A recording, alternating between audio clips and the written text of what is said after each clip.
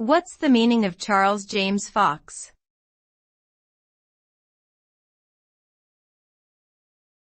Charles James Fox.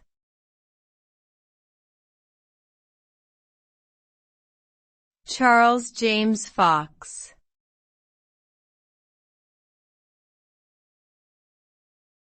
Charles James Fox.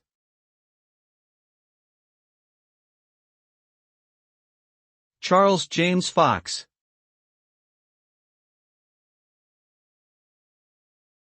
Charles James Fox was a prominent British statesman and Whig Party leader in the late 18th and early 19th centuries.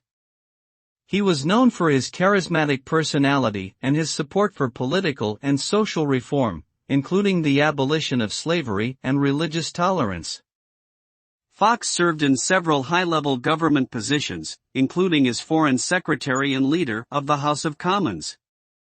He also played a key role in advocating for a more democratic system of government, including advocating for the extension of suffrage to more people.